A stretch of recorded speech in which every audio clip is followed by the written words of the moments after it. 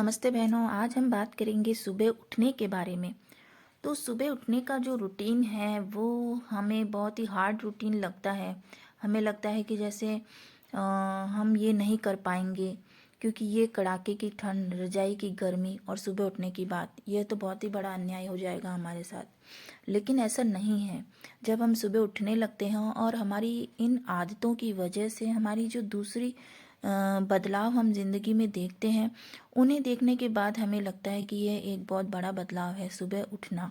सुबह उठने का मतलब है, अगर हम 1 घंटा भी जल्दी उठते हैं तो हमारी ज़िंदगी में हर दिन के अंदर 1 घंटा ज़्यादा ऐड हो जाता है। तो इसीलिए हम बात करेंगे आज सुबह उठने के बारे में। तो सबसे पहले तो हमें सुबह उठने के लिए जल्दी सोने की शुरुआत करनी होगी। हाँ दोस्तों, एक दिन पहले ही सुबह उठने की तैयारी शुरू हो जाती है। हमें रात को सोने के लिए 9 बजे का अलार्म लगाना होगा। जब हम जल्दी सोएंगे तो हमारा शरीर जो है अपनी नींद पूरी कर चुका होगा जब तक हमारा सुबह का अलार्म बजेगा। और नहीं तो हमारी नींद ही पूरी नहीं होएगी तो हमारी इच्छा नहीं होएगी कि हम सुबह उठ जाएं। तो इसीलिए हमें रात का अलार्म लगाना है 9 बजे का, जिससे हम जल्दी सो जाएं और जल्दी उठ पाएं। दूसरी सबसे बड़ी बात है कि हमारे पास सुबह उठने के लिए एक स्ट्रॉन्ग रीज़न होना चाहिए। एक स्ट्रॉन्ग रीज़न होना चाहिए कि हम सुबह क्यों उठें।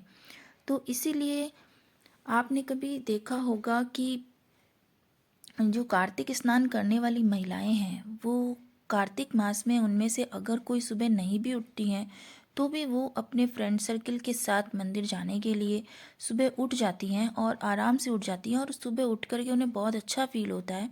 मंदिर भी जाती हैं, और जैसे ही कार्तिक मास ख़त्म होता है तो जिन औरतों को पहले सुबह उठने की आदत नहीं थी, वे वापस अपने उसी रूटीन पे आ जाती है। ऐसा क्यों? क्योंकि 1 मंथ तक उनके पास बाहर निकलने का, अपने फ्रेंड सर्कल से मिलने का एक स्ट्रॉन्ग रीज़न था। वही रीज़न हमें भी पैदा करना होगा, तभी हम। तो दोस्तों, सुबह उठने के लिए एक मजबूत कारण, जब कार्तिक स्नान करने वाली महिलाओं के लिए वो कार्तिक मास ख़त्म हो जाता है तो उनका जो सुबह उठने का एक स्ट्रॉन्ग रीज़न है वो ख़त्म हो जाता है। इसीलिए वो वापस उसी रूटीन पे आ जाती हैं। तो हमें कोई ऐसा रीज़न पैदा करना होगा जो साल में साल भर रहे हमारे साथ में, और उससे हमें सुबह उठना ही पड़े। तो यह एक बहुत ही मजबूत सीढ़ी हो सकती है हमारे सुबह उठने के लिए। एक मजबूत स्ट्रॉन्ग रीज़न हमें पैदा करना होगा। अब हमें तीसरी बात यह है कि हमें, जो हम सुबह उठ रहे हैं वो हमें हमारे ग्रुप में, हमारे आसपास के लोगों को बता करके फिर करना होगा। और यह कारण हमें मजबूर करता है कि बिस्तर से उठने के लिए हमारे पास मजबूत कारण होगा, और किसी को बताकर रखना कि सुबह मैं उठती हूँ, यह हमारे लिए संकल्प को और मजबूत करेगा। अपने रूटीन को बीच में तोड़े नहीं, संडे को भी नहीं तोड़ना है। अगर हम अपने रूटीन को बीच में तोड़ देते हैं तो वापस उसे बनाने में उतना ही टाइम लगता है। अलार्म को दूर रखना चाहिए, क्योंकि हमारे बेड पर ही अगर अलार्म होगा तो हम नींद में ही उसे बंद करके वापस सो जाते हैं। और ये हमारे साथ हो चुका है, ये आपके साथ भी हो चुका है, ये हर किसी के साथ हो चुका है। आप पहले सुबह उठने की आदत डालिए, फिर आगे की प्लानिंग कीजिए कि हमें सुबह उठकर क्या करना है और क्या नहीं करने हैं। सारे काम, मतलब एक एक गोल आप बनाइए।